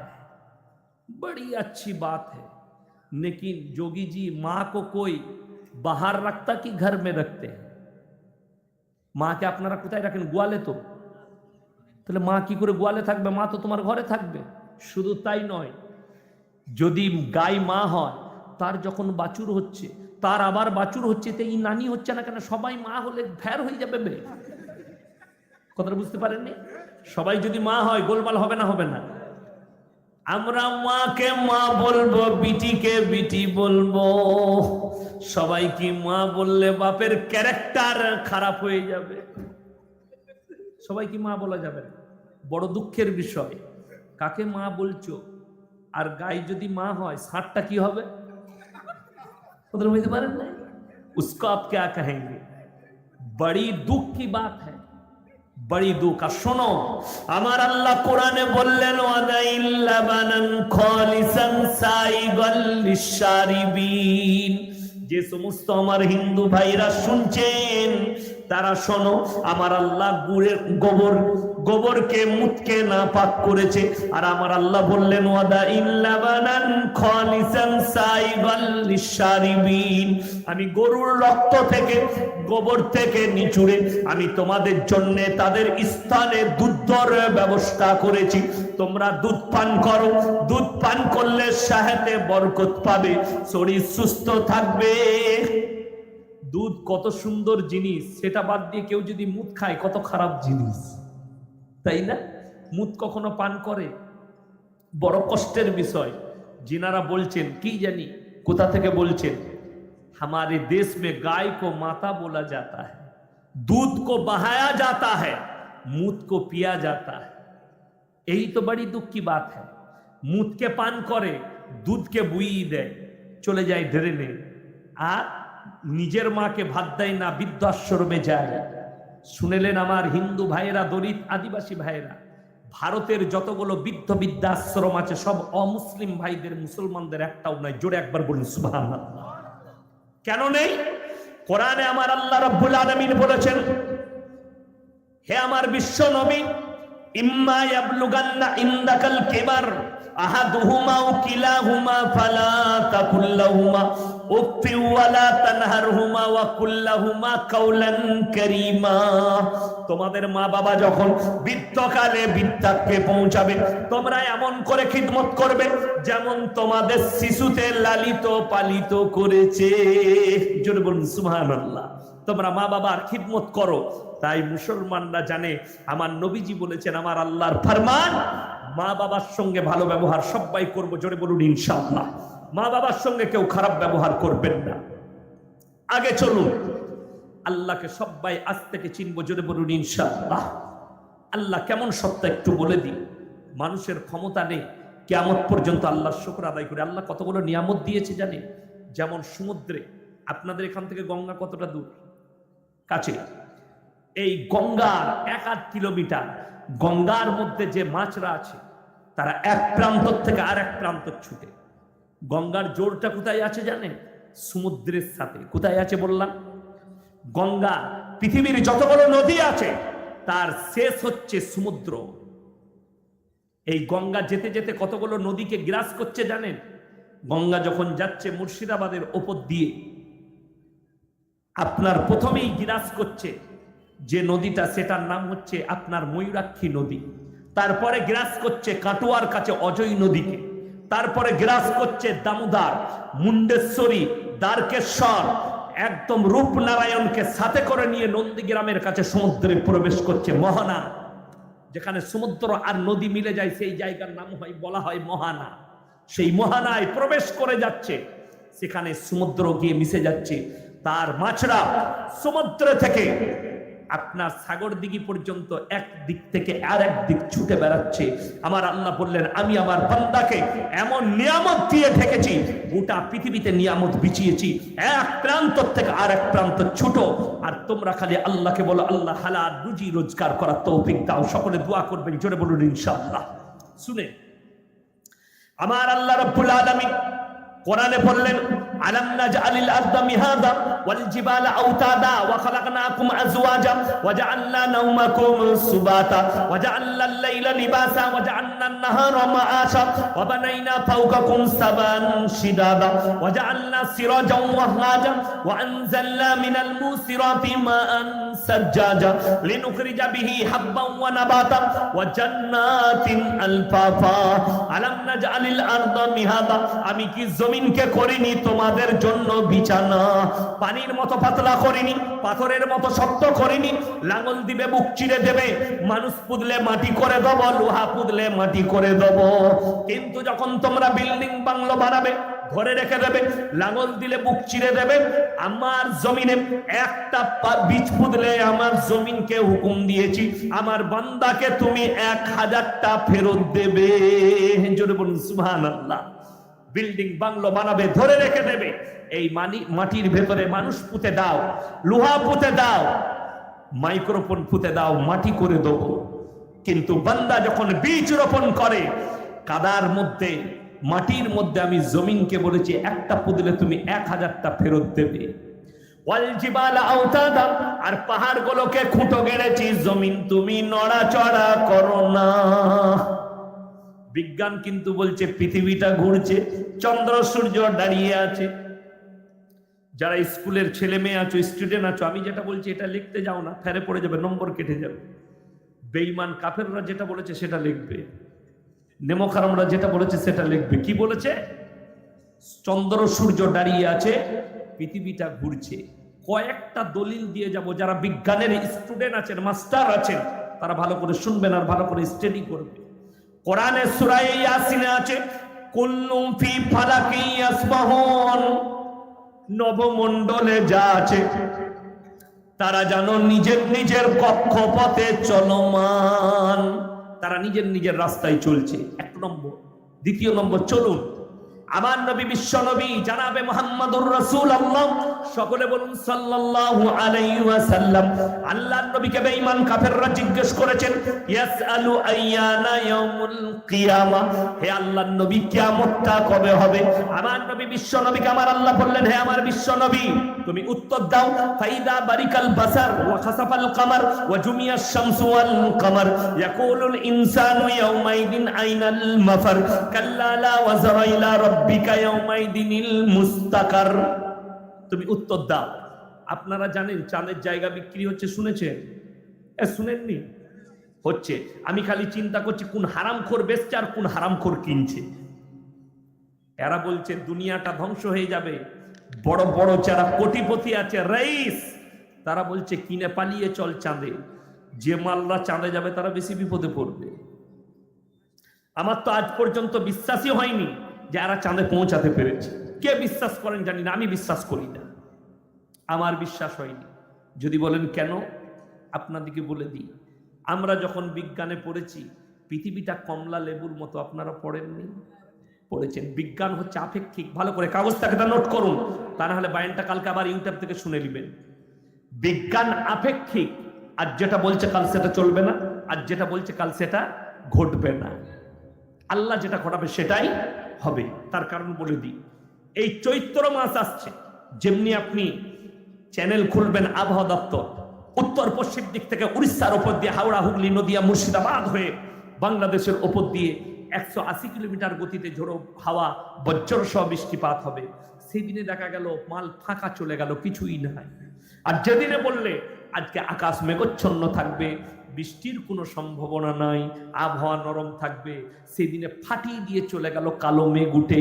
বললে হ্যাঁ তোরা যে বললি মাল নাই, এটা এলো কোথা থেকে? বলে ওটাই আমাদের জানা নাই, তার না মাল না, ফাটিয়ে দিয়ে চলে যাব, তার নাম আল্লাহ। বড় কষ্ট লাগে আমার ভাই। শোনো, আবিষ্কার মানে সৃষ্টি নয়, আবিষ্কার মানে খুঁজে পাওয়া। অনেকজন মনে করে, অনেক অশিক্ষিত লোক মনে করে আবিষ্কার মানে সৃষ্টি, না, আবিষ্কার মানে খুঁজে পাওয়া। যদি বলেন আল্লাহ চ্যালেঞ্জ দিয়েছে পৃথিবীর মানুষকে যতগুলো, আমি আপনাদিকে বলবো না, মুমিন দিকে, অশিক্ষিত দিকে নয়, যারা শিক্ষিত, জ্ঞানী, গুণী, যারা সায়েন্টিস্ট, পৃথিবীর যত বৈজ্ঞানিক আছো এক কাছে হও আর তোমরা বলে দাও এই দুনিয়ার মধ্যে যা কিছু আছে তোমরা খুঁজে বার করছো আর নিজেদের কৃতিত্ব বর্ণনা করছো, একবার বলে দাও এই পৃথিবীর বাইরে কি আছে। এটা বলার ক্ষমতা নাই। আমার আল্লাহ চ্যালেঞ্জ করেছে, অ্যাকসেপ্ট করার মতো পৃথিবীতে কেউ নাই। জোরে বলুন সুবহানাল্লাহ। তোমাদের ক্ষমতা নেই এই পৃথিবীর বাইরে কি আছে এটা বলে দিতে পারো। আমি আল্লাহ ছাড়া কেউ জানে না পৃথিবীর বাইরে কি আছে। জোরে একবার বলুন সুবহানাল্লাহ। আল্লাহ এতটা শক্তিশালী। চলুন, বিজ্ঞান বলছে পৃথিবীটা ঘুরছে, আল্লাহ দলিল দিলেন, ফাইদা বারিকাল বাসার, সেদিনে তোমাদের চোখগুলো স্থির হবে। স্থির মানে বুঝেন, বাংলা গুদা বাংলায় বুঝিয়ে দিচ্ছি। আমরা যদি বড় সাপ দেখি, কিংবা আপনি সাগরদিঘি বাজারে গেছেন মাছ কিনতে, একটা 10 কেজি ওজনের মাছ এসছে, আপনি মাছটা দেখে ওরে আল্লাহ, চোখগুলো দাঁড়ায় না? স্থির ভাবে একটা সাপ দেখলে, একটা আশ্চর্য জিনিস দেখলে চোখ দাঁড়িয়ে যায়। কোরআন এক্স্যাক্টলি এই ভাষাটাই আমার আল্লাহ ব্যবহার করেছেন, ফাইদা বারিকাল বাসার, তোমাদের চোখগুলো সেদিনে আকাশের দিকে তাকিয়ে স্থির হয়ে দাঁড়িয়ে যাবে। কেন? ওয়া খাসাফাল কামার, যেদিনে আমি চন্দ্রকে আলোহীন করে দেব, ওয়া জুমিয়াশ শামসু ওয়াল কামার, চাঁদ আর সূর্যকে আমি একটা রাস্তাতে, একটা লাইনে, একটা রোডের উপরে টক্কর খাওয়াবো। তার মানে এখান থেকে বোঝা যাচ্ছে চাঁদ এবং সূর্য চলাচল করছে। যদি কেউ নিজের জায়গায় দুজন দাঁড়িয়ে থাকতো, তাহলে চন্দ্রগ্রহণ সূর্যগ্রহণ হবার কোনো চান্সই ছিল না। অর্থাৎ তোমাদের ভুল ব্যাখ্যা, তোমরা স্কুলের স্টুডেন্টরা আপনারা যা পারবেন লেখেন, আমি এটা কোরআনের পরিভাষায় আপনাদেরকে বুঝালাম। কোরআন যেটা বলছে পৃথিবী দাঁড়িয়ে আছে কেন? আলাম নাজালিল আরদা মিহাদা ওয়াল জিবালা আওতাদা, হে আমার নবী, পাহাড়গুলোকে খুঁটো গেড়েছি, জমিন তুমি, পৃথিবী তুমি নড়াচড়া করো না। ওয়া খালাকনাকুম আজওয়াজা, আর আমি তোমাদেরকে সৃষ্টি করেছি জুড়া জুড়া, নর আর নারী, আসমান আর জমিন, স্থল আর পানি, ভালো আর মন্দ, কালো আর সাদা, দুঃখ আর সুখ, সব আমি জুড়া জুড়া করেছি। আমি আল্লাহ খালি বিজোড়। জোরে বলুন সুবহানাল্লাহ। আমাদের মধ্যে এক শ্রেণীর মানুষ বাস করে, তাদেরকে আমরা হিজড়া বলে জানি না। হিজড়া যদি মরে যায়, তার জানাজার নামাজ কেমন হবে একজন বলে? সে তো কমিউনিকেশন না বেটা না বিটি। ফেরে পড়লেন না? কঠিন প্রশ্ন এটা আমাকে সেদিনে করেছিল। একটা হিজড়ে যদি মারা যায়, তার জানাজার নামাজ কেমন হবে? শরীয়ত বলছে তার রূপটা দেখতে হবে। সে মেয়ে ছেলের রূপ ধারণ করে থাকলে তার জানাজার নামাজ মেয়ের মতো হবে।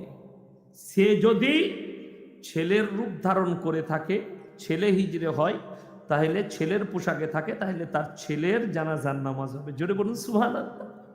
ইসলাম সবটার নিচড় বার করে দিয়েছে, অসুবিধা নাই। আল্লাহ তাআলা সৃষ্টি করেছে, 5টা আঙ্গুলকে সমান করেনি। আমাদের দেশের অনেক গরিব মনে মনে করে আল্লাহ সবাইকে বড় লোক করলো না কেন?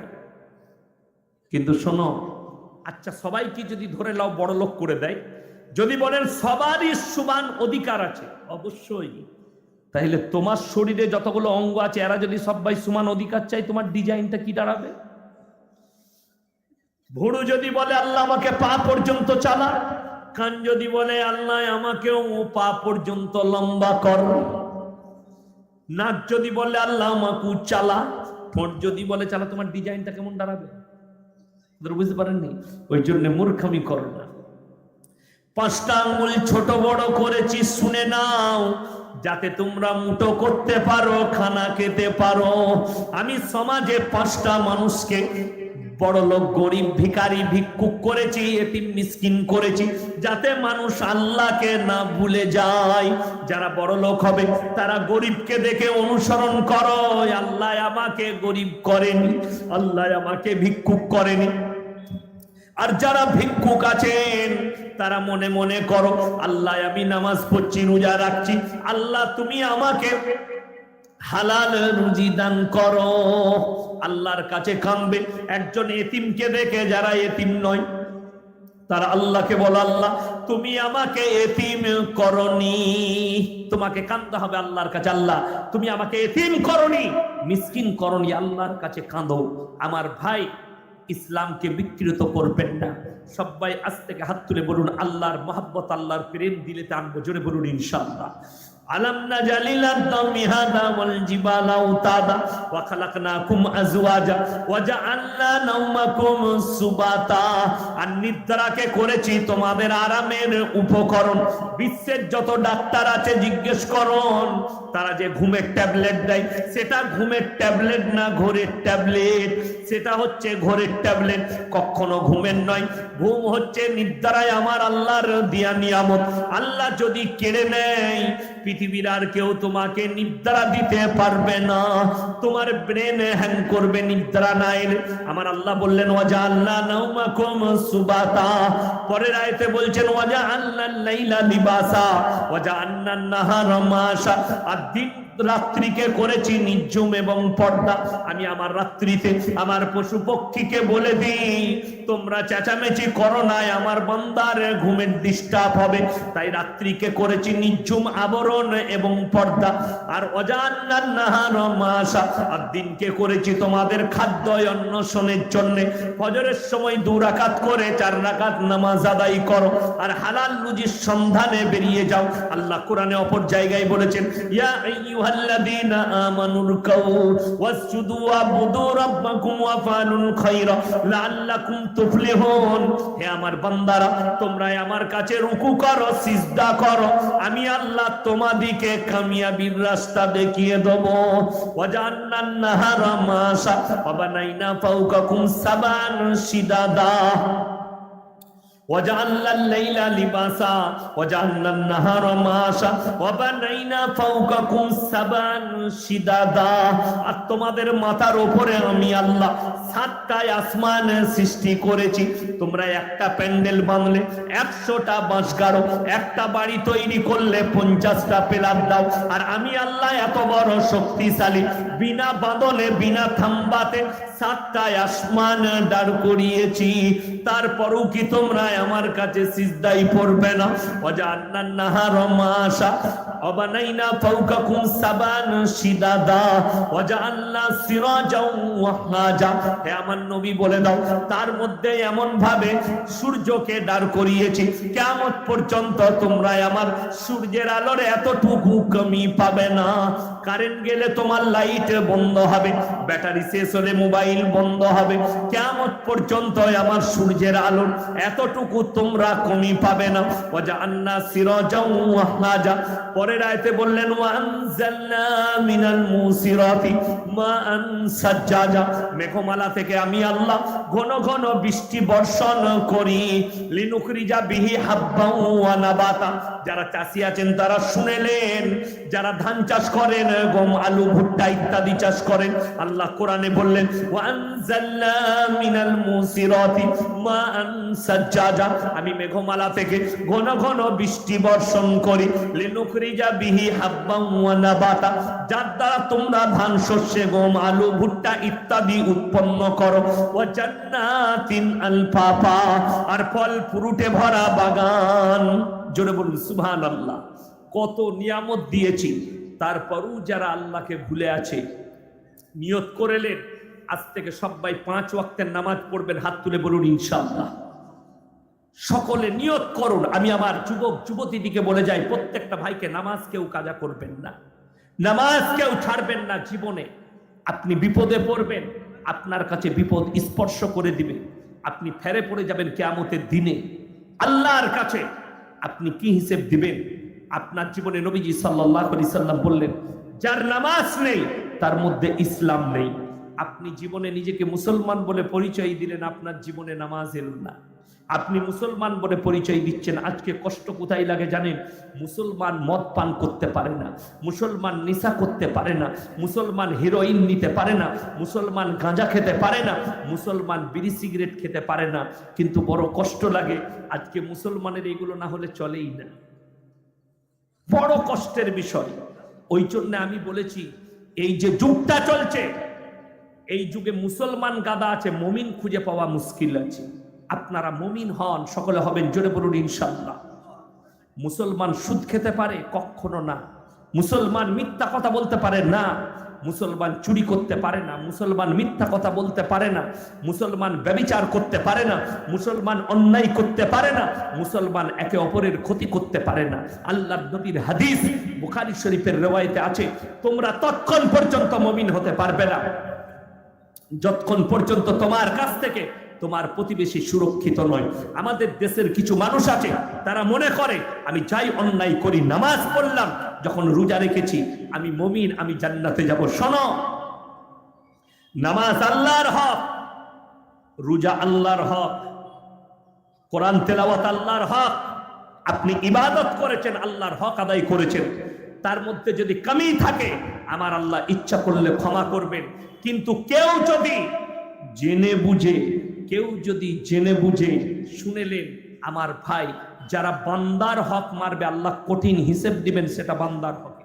তুমি তোমার মা বাবার কতটা হক আদায় করেছো, তোমার প্রতিবেশীর হক আদায় কতটা করেছো, তোমার ভাইয়ের হক আদায় করেছো। আজকে আপনাকে দেখিয়ে দেবো আমাদের মসজিদগুলোই ভাইয়ের হক মেরে খাচ্ছে, ফাঁস কাতারে নামাজ পড়ে।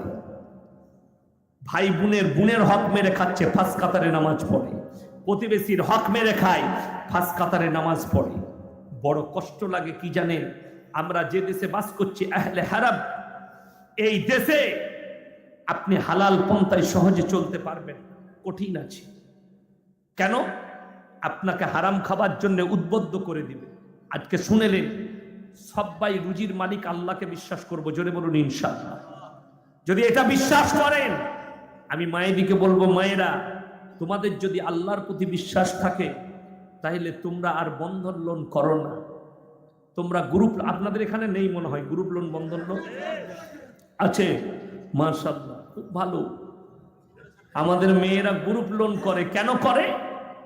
10টা মেয়ে এক কাছে একটা গ্রুপ করে, তাদের মধ্যে আবার 9টা মেয়ে, কি বুঝলেন, তার মধ্যে আবার 9টা মেয়ে। সেই একটা মেয়েকে যে হেড হবে তাকে ম্যাডাম বলে ডাকা। সে মনে করো বিরাট ব্যাপার, এমনি ম্যাডাম হতে পারেনি, ও সুদ খাওয়ার ম্যাডাম হয়েছে। কিসের ম্যাডাম বললাম, কথা বলে না, সুদ খাওয়ার ম্যাডাম। লক্ষ্য করো, শুনেলে ওই সমস্ত মায়েদিকে অনুরোধ করছি, যারা স্বামীর অল্প পয়সায় সন্তুষ্টি প্রকাশ করে না সেই মেয়েরা মুমিনা হতে পারে না। স্বামী যদি 50 টাকা রোজগার করে, হালাল হয়, তুমি সুখী। স্বামী যদি 100 টাকা রোজগার করে, সেটা যদি হালাল হয়, তুমি সুখী। আর কারো স্বামী যদি 1 লাখ টাকা রোজগার করে, লোকের মেরে চুরি করে, লোককে ধোকা দিয়ে, সেটা কখনো সুখের জিনিস নয়। আমার ভাই, ইসলাম এত সুন্দর, হালালে বরকত দিয়েছে, হারামে জীবনে বরকত পাবেন না। আমাদের বেতন, আমার বেতন আমার মাসে 8,000 টাকা। বললাম আপনার কত? কত? মেডিকেলে। আচ্ছা, জিজ্ঞেস করুন মাদ্রাসার শিক্ষকদের বেতন কিরকম আছে? কারো 15,000 আছে? খুব কম। শুনেছেন আমাদের বউরা পালিয়ে গেছে খেতে পাই নাই বলে? আমার এলাকায় খুঁজলেন, আমার বাড়িতে এসে আপনি একটা আমার বাড়িতে এসে খোঁজ নিয়ে দেখুন, আমার বউ গোষ্ঠী করে না, বন্ধন লোন করে না, কোনো ইমামের বউ যায় না, মৌলবীর বউ যায় না। তুমি কি করে যাও? সমাজের লোক এটাই বুঝে মৌলবীর জন্য হারাম, আমার জন্য হালাল। এটাই গোলমাল হয়ে গেছে। যেমন আমাদের দেশে মৌলবী যদি দাড়ি চেঁচে দেয়, বলবে তার পেছনে নামাজ পড়বো না, দাড়ি চেঁচে, অথচ নিজে দাড়ি চেঁচে নামাজ পড়ছে ইমামের পেছনে। ঠিক বলছি না ভুল বলছি? ইমাম সাহেব যদি সিগারেট খায়, বলবো ওর পেছনে নামাজ হবে না। আর আমি 100টার মধ্যে 80টা মুসল্লিকে দেখে দিব বিড়ি টানছে, বাইরে করে গিয়ে উজু করে নামাজ পড়ছে। ঠিক বলছি না ভুল বলছি? ইমামের জন্য বিড়ি খাওয়া হারাম, আর তোমার জন্য হালাল। ইমামের বইয়ের জন্য বন্ধন লোন করা হারাম, আর তোমার বিবির জন্য হালাল। কোথা থেকে ফতোয়া পেলে? ইমামের বিবির জন্য গোষ্ঠী করা হারাম, আর তোমার বিবির জন্য জায়েজ। কোথা থেকে পেলে? আল্লাহকে কি জবাব দেবেন? যেটা ইমামের জন্য হারাম, যেটা আল্লাহ তাআলা হারাম করেছেন, আল্লাহর হাবিব সাল্লাল্লাহু আলাইহি সাল্লাম থেকে শুরু করে তার প্রত্যেকটা উম্মতের জন্য কিয়ামত পর্যন্ত হারাম করে দিয়েছে। যেটা হালাল করেছেন সেটা কিয়ামত পর্যন্ত হালাল থাকবে, কেউ হারাম করতে পারবে। আজকে মুসলমান জানেন হারামটাকে হালাল করে নিয়েছে। মদ আম হয়ে গেছে। মালদা, মুর্শিদাবাদ, ধুলিয়ান, সাগরদিঘির খবর জানি না, এই এলাকার ছেলেরা বেশিরভাগ নেশায় ডুবে গেছে। মদ, আফিং, হিরোইন, এটা থেকে সাবধান হন। আমার যুবক ভাইয়েরা বাঁচো, এই জায়গা থেকে সরে এসো, তা না হলে কিয়ামতের দিনে বড় বিপদে পড়ে যাবে, মৃত্যুর পরে বিপদে পড়ে যাবেন। আপনারা ভাববেন না আমি জীবনে যত অন্যায় করি, এই মৌলবীরা আছে এরা দোয়া করলেই তো জান্নাত রেডি, তাই না? আমার মতো 100টা মৌলবী এই কারণে কেলানি খাবে কবরে। এই মাতালকে, গাঁজাখোরকে, সুদখোরকে, অমুককে যদি আমরা জান্নাতে দিতে যাই, আল্লাহ মারবে না? মারবে না। আমাকে যদি বলেন হুজুর একটা লোক 3 বোতল মদ খেয়ে মারা গেছে, দোয়া করে দেন। আমি কি দোয়া করব তার জন্য? আল্লাহ আমাকে হায়ার করেছে, দেশি মুরগি দিয়ে ভাত দিবে আর বাপকে যা হোক করে জান্নাত দে, তো আগে আমাকে ফাটাবে না ফেরেশতা? কার জন্য দোয়া করছো? যে নবীকে মানেনি, যে দিনকে মানেনি, জীবনে যার কোনোদিন পশ্চিম মুখ হলো না, তার জন্য দোয়া করছেন। শোনো, ওই ভণ্ডামিগুলো রেখে দে। বড় কষ্ট লাগে বলতে, দুঃখ লাগছে। আজ কি একটা মোল্লা পরিচয় দিল, সে বলছে হাম আহলে সুন্নাতুল জামাত সে হ্যায়। কাহা ঘর হ্যায়? বহরমপুর। থাকো কোথায়? বলে আমি মাদ্রাসায় পড়াই। কোথায়? চাঁচলে একটা মাদ্রাসার নাম, রেকর্ডিং আছে, করবো না নামটা, রেকর্ডিং আছে, শোনাবো না। যাই হোক, সে আমার সঙ্গে তর্ক লাগলো কিয়াম নিয়ে, 2-4টা কথা হলো। লাস্টে কি বলছে জানে? তোর বাপ যদি জন্ম দেয়, এক বাপের জন্ম হস, তাহলে আই বসবি আজিমগঞ্জে অমুক জায়গায়। আমি বললাম তোমার ভাষাতে তোমাকে দোয়া দিচ্ছি, আল্লাহ তোমাকে সহি বোধ দেখ। তাকে বললাম বুখারী শরীফের হাদিসে আছে, মুনাফিকদের একটা বড় লক্ষণ যারা অশ্লীল ভাষা ব্যবহার করে। অশ্লীল ভাষা। মালদা কালিয়াচকে রথবাড়ির একটা ছেলে ফোন করে বলছে তোমাকে পেলে বেলেটে করে ফেরে দেবো। আমি বললাম আহা হা, কত সুন্দর ভাষা শিখিয়েছে তোমার ভণ্ড পীর সাহেব। আমি বললাম আমি পীর বিরোধী নই, আমি সিস্টেম বিরোধী মৌলবি। যারা আমাকে পীর বিরোধী মনে করেন, আমার 16,000 থেকে 17,000 জলসা ছুটছে, একটা বার করুন। আমি খাজা মঈনুদ্দিন চিশতি রহমতুল্লাহ আলাইহির বিরুদ্ধেও বলিনি, আর বড় পীর আব্দুল কাদের জিলানী রহমতুল্লাহ আলাইহির বিরুদ্ধেও বলিনি। কিন্তু কেউ যদি বলে যে খাজা মঈনুদ্দিন চিশতি রহমতুল্লাহ আলাইহির মাজারে গিয়ে চাদর চড়াবো, আমি তাকে বলি বাবা, খাজা বাবার চাদরের প্রয়োজন নাই, তোর ঘরের পাশে একটা গরিবের গায়ে চাদর নাই, একটা কিনে দে, নেকি পাবি। খাজা বাবাকে ঠান্ডা লাগেনি? ঠান্ডা লাগে? যারা মারা গেছে তাদের কোনো আছে? বড় কষ্ট লাগে এটাই। আমাদের বর্ধমানে একজন পীর সাহেব মারা গেছে, জায়গার নাম করব না, জানেন। একে তো আমি এক জায়গায় বলেছি, একটা জলসায় গোটা গায়ে পীর শুয়ে আছে, মুদবো কোথায়? আপনারা শুনেননি জলসাটা? কি বললেন? যাদের গ্রামে শুয়ে আছে তারা বলছে শালা আমাদিকেই বলেছে, আমার এলাকায়। আমি বলেছি তার ঢিপিগুলো ভাঙ, ঘরের মধ্যেখানে একটা ঢিপি, বাইরে একটা ঢিপি, পুকুরের পাড়ে একটা ঢিপি, রাস্তায় একটা ঢিপি, সব জায়গায় খালি বলছে পীর শুয়ে আছে। বলে এত পীর এলো কি করবে তোদের গ্রাম? বড় কষ্ট লাগে, দুঃখ লাগে। আপনাদের যদি মনে হয় আমি মিথ্যা বলছি, আমার আব্বাজি মৌলবী শওকত সাহেবকে ফোন করে জিজ্ঞেস করবেন। আমার এলাকায় পীর সাহেব মারা গেছে, তার মাজার হয়েছে, তার ওরস হয়। তার বাড়িতে কুকুর ছিল, কুকুরটা মারা গেছে, তার ওরস হয়। জোরে বলুন না নাউজুবিল্লাহ। যারা কুকুরের ওরস করতে পারে, তার থেকে ঘৃণিত জাতি আর কেউ হতে পারে? আমি তাদেরকে দোয়া দিচ্ছি আল্লাহ হিদায়েত দেখ। শুধু তাই নয়, বর্ধমানে একজন মারা গেছে, ছেলেদিকে বলেছে আমার কবরটা ভালো করে মার্বেল দিয়ে বাঁধাবি। গোটাই চারিদিকে টাইলস দিয়েছে, জাইলা রেখেছে, তার দিয়েছে, একটা লাইট দিয়েছে, লাইট কারেন্টের ঘর থেকে ফিট করে লাইট, আর একটা ফ্যান ফিট করেছে, সেই দিয়াল ফ্যান। আমি বললাম ভাই এত যখন সবকিছু দিচ্ছিস, তা একটা দরজাই রাখতে পারতিস, মাঝে মাঝে গাঁজা ফাঁজা দিতিস, তো গাঁজা খো। বড় কষ্ট লাগে, এগুলো দুঃখের বিষয়। আপনাদের যাদের মনে হচ্ছে এই মৌলবী বিরোধী, তাদেরকে আমি দলিল দিয়ে যাচ্ছি। 7ই চৈত্র থেকে পাথরচাবড়ির মেলা শুরু হয়। আপনার গোটা মুর্শিদাবাদ, হাওড়া, হুগলি, মেদিনীপুর, বাঁকুড়া, পুরুলিয়া, আমার বর্ধমান, বীরভূমের অনেক লোক পায়ে হেঁটে পাথরচাবড়ি যায়। যায় না? যায় না? পায়ে হেঁটে যায় কেন? সেখানে গেলে কি বলেন, এরপর শুনেলেন পাথরচাবড়িতে কি কি পাপ হয়। এটা যদি কারো জানা না থাকে, জেনে নিয়ে স্টাডি করে আমাকে ফোনটা করে গালি দিবেন, তার আগে নয়। পাথরচাবড়িতে গানের আসর বসে, বুগি বুগি ড্যান্স হয়, ব্যভিচারের আসর বসে, তাস খেলা হয়, জো খেলা হয়, লটারি হয়, সব থেকে বড় জিনিস গাঁজা আর মদের আসর বসে। যদি এটা আমি মিথ্যা বলে থাকি, আপনারা খোঁজ নেবেন।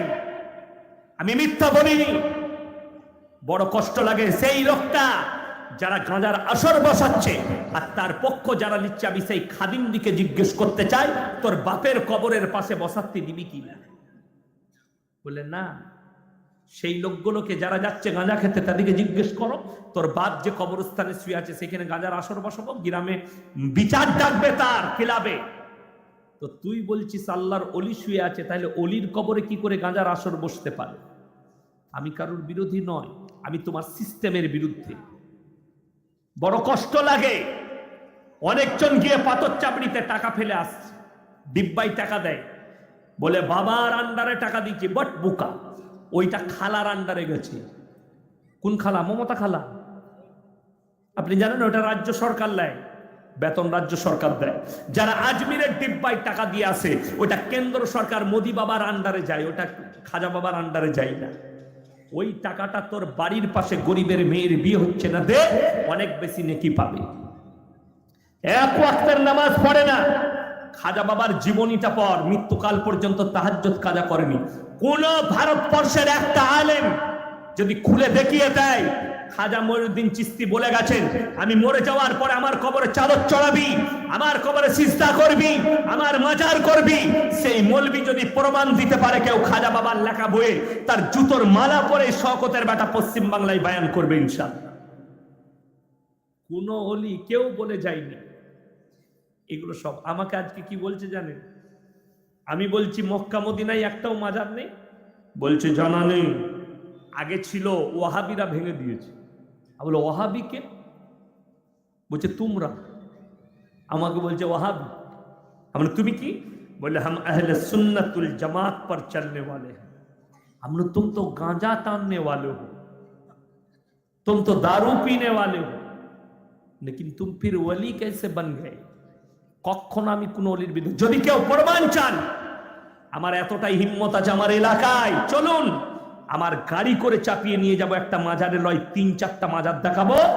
পীর সাহেব সেজে বসে আছে, এক ওয়াক্তের নামাজ পড়ে না, শুধু নামাজ তো দূরের কথা, হারামখোর জুম্মা পর্যন্ত পড়ে না। শুধু তাই নয়, পিশাব করে হারামখোর পানি পর্যন্ত নেয় না, লোকরা তাদেরকে পীর বলে মানছে। বীরভূমের এক মাল আছে, আমি তার নাম করব না, মেয়েদিকে কামরার ভেতরে ডেকে পা টিপা করায়। আপনি তাদেরকে পীর বলছেন, এর মধ্যে আর রাম রহিম বাবার মধ্যে কোনো পার্থক্য নাই। সে গুফার ভেতরে ঢুকে মেয়েদিকে বালাৎকার করতো, কামরার ভেতরে ঢুকিয়ে করছে। এদের জায়গা জেলের কুঠরিতে হওয়া দরকার। কিন্তু মুসলমান, শুনেন, বীরভূম ডিস্ট্রিক্টের লোকেরা শুনবে কালকে ইউটিউবে, আমি বলে যাচ্ছি, সেই হারামখোর পীরকে দেশ ছাড়া করো, সমাজ বিরোধী কাজ করে। শুধু তাই নয়, অনেক মুসলমান মেয়ে আছে এরকম পীরদের পাটা ধুয়ে সেই পানিটা বোতলে ভরে রাখে, ছেলের শরীর খারাপ হলে খাওয়া। আপনাদের যদি মিথ্যা মনে হয়, আমি প্রমাণ দেবো, চলুন বীরভূমে, আমার কাছে প্রমাণ আছে। শুধু তাই নয়, কতজন আছে ওই ভণ্ড পীরদের মুদ বোতলে ভরে রেখেছে, জ্বর এলে জেন ফেল লাগলে ওটা দিলে ছেড়ে যাবে। আমি আমার এলাকার কথা বলছি, আমি তখন ছোট ছিলাম, একটা পিত্তালা ছিল, সেটাকে বলা হয় বুড়ো পিত্তালা, তেঁতুল গাছ, পুরনো বিরাট, এখনো আছে গাছটা। তখন মেয়েরা কি করতো জানেন? কি করতো? বিয়ে শাদী হলে, অনুষ্ঠান হলে সেইখানে গিয়ে খাবার দিয়ে আসতো। অনুষ্ঠানে খাবার কেন? পীর সাহেব খাবে। কি বুঝলেন? খেত কিসে? কুকুরে। একে খেত বললাম, কুকুরে খেত। পীর সাহেব যে মারা গেছে, গাছতলায় কে আছে তার ঠিক নেই। একটা সত্য ঘটনা শুনেলেন, এটা নিয়ে কেউ যাচাই করবেন না, ফেরে পড়ে যাবেন। যতগুলো গাছতলায় ঘোড়া রেখে যদি কেউ, আমি আপনাকেই বলে যাচ্ছি, যে কোনো যদি গাছ থাকে, তার গোড়ায় যদি কেউ 40 দিন ধূপ ধুনো দেয়, 40 দিন আগরবাতি দেয়, মোমবাতি জ্বালায়, 40 দিন পরে সেখানে একটা খবিস জিন্নাতের আশ্রয় হয়। কথা বুঝতে পেরেছেন না পারেননি? খবিস জিন্নাতের। এরপর দেখবেন কিছু লোক বলে আমাদের দেশে, তোমরা জানো না এই পীরের পাওয়ার কত? কেন? বললে এই গাছতলায় এমন পীর সাহেব আছে, একটা ছেলে মুতে দিয়েছিল, তার পাটা বেঁকিয়ে দিয়েছে। ভালো লোক কোনোদিন মানুষের ক্ষতি করতে পারে? কথা বলে না, ক্ষতি করতে পারে না। তাদেরকে উত্তর দিচ্ছি, শোনো, আল্লাহর হাবিব সাল্লাল্লাহু আলাইহি সাল্লামকে তয়েফের মাটিতে রক্তাক্ত করা হয়েছিল, হয়েছিল না হয়নি? নবীজি তাদের জন্য দোয়া করেছেন, আল্লাহ তুমি তাদেরকে হিদায়াত দাও, ধ্বংস নয়। আল্লাহ বললেন তুমি যদি চাও ধ্বংস করে দিচ্ছি। নবীজি কাঁদলেন, আল্লাহ তুমি তাদেরকে হিদায়াত দাও, আমি কালকে আবার যাব দাওয়াত দিতে। নবীজি তাদেরকে ক্ষমা করলেন। নবীজি সাহাবীদের উপরে যারা অত্যাচার করেছে, নবীজি বললেন আমি দয়া করতে জানি, ময়া করতে জানি, ক্ষমা করতে জানি, বদলা নিতে জানি না। আর পীর সাহেব কি করে ক্ষমা পাটা বেঁকি দিল? আসলেই সেখানে কোনো ভালো মানুষ নেই, খবিজ জিন্নাতের আশ্রয় হয়। ওই জন্য কেউ ওই সব জায়গায় পিসাব করতে যাবেন না, জিন্নাতে মানুষের ক্ষতি করে, করে না করেন? জিন্নাতে ক্ষতি করে, ওই জন্য ওই টেস্ট গুলো করতে যাবেন না। সত্যিকারই সেখানে খবিজ জিন্নাত থাকে, ওই জন্য মানুষের ক্ষতি করে দেয়। আর সব থেকে বড় জিনিস, আপনারা বলুন মূর্তির সামনে মাথা ঝুঁকানো যাবে? যাবে না। গাছতলায় আমাদের দেশের অনেক ভণ্ড মাটির তৈরি দোকান থেকে ঘোড়া পাওয়া যায়, পাওয়া যায় না, চার ঠ্যাঙা ঘোড়া, সেগুলোকে রেখে দিয়ে তার উপাসনা করতেন। আল্লাহ তাআলা আমাদের সকলকে হেফাজত করুক, জোরে বলুন আল্লাহুম্মা আমিন। এই সমস্ত ভণ্ডদের কাছ থেকে আলহামদুলিল্লাহ। আমার ভাই যত গালি দিবে দাও, আমরা চাই পৃথিবীর বুক থেকে শিরক আর বিদআত মুক্ত জীবন গড়ব, জোরে পড়ুন ইনশাআল্লাহ। তা না হলে কতগুলো কুসংস্কারের সমাজ ডুবে আছে বলে দিই। আমি 3 মাস আগে একটা বিয়েতে অ্যাটেন্ড করেছি। বিয়েতে নাস্তা পানি সব দিয়েছে, বাঙালিদের যে দেওয়ার, আমাদের মুসলমানদের অনেক গরুর গোশত ভুনা আর পরাঠা আর লুচি আর মিষ্টি 4-5 রকমের বহুত কিছু দিল। তারপরে ফল মাকড়, আবার বিকেল বেলায় আসরের নামাজ পড়ে চা বিস্কুট চানাচুর, ডিম সিদ্ধ দেয়নি। আমি মনে মনে করলাম আল্লাহ পয়সা নেই না ভুলে গেছে। আমার ড্রাইভারকে বললাম কি ব্যাপার বলো তো, ডিম দিলে না কেন? বলে কি জানি হুজুর, জানি না। আমার আচ্ছা ঠিক আছে। বাড়িতে গিয়ে আমার বিবিকে জিজ্ঞেস করলাম, হ্যাঁ গো বিয়ে ঘরে ডিম দিলে না কেন বলো তো? ডিম ঠিক করতে গেছিলাম। তা বলে তুমি জানো না, মেয়েরা বলে ডিম দিলে বিয়ে ভেঙে যাবে। জোরে বলুন নাউজুবিল্লাহ। মেয়েদের হাদিস এটা। ডিমের মালিক সকলে বলুন কে? আরো জোরে বলুন কে? একমাত্র আল্লাহ। তাহলে ডিম কি করে বিয়ে ভাঙাবে? শুধু তাই নয়, মায়েদের আর একটা হাদিস শুনেলেন, বিয়ের দেখাশোনা হলে দিন ঠিক হলে জিলাপি দিলে প্যাঁচ লেগে যায়, জিলাপি দিতে নাই। কি বুঝলেন? আমি চিন্তা করলাম আল্লাহ, জিলাপিতে যদি বিয়েতে প্যাঁচ লাগে, তাহলে যে জিলাপি তৈরি করে ছাড়ছে তার বেটা বিটির তো জীবনে বিয়ে হবে না, সে তো প্যাঁচ মেরিয়ে গেছে। কথা বুঝতে পারেননি? এর থেকে বড় কুসংস্কার আর শিরক আর কিছু হতে পারে না। জিলাপির মালিক আল্লাহ, সবের মালিক আল্লাহ, সকলে আল্লাহর উপরে বিশ্বাস করবো, জোরে বলুন ইনশাআল্লাহ। আমার ভাই, এরপরে আমি বলবো আপনাদেরকে 3টে কারণে, যারা এখানে ব্যবসায়ী আছেন, মালদার আছেন, চাষি আছেন, 3টে কারণে আল্লাহ মালের বরকত দেয়। কটা বললাম? তাড়াতাড়ি বলুন কটা? 3টে। وآتِ ذا القربى حقه والمسكين وابن السبيل ولا تبذر تبذيرا إن المبذرين كانوا إخوان الشياطين وكان الشيطان لربه كفورا। হে আমার বিশ্ব নবী, 1 নম্বর وآتِ ذا القربى, আমি যাদেরকে মাল দিয়েছি সব থেকে প্রথমে তোমরা কাছের গরিবের কাছে খরচ করবে।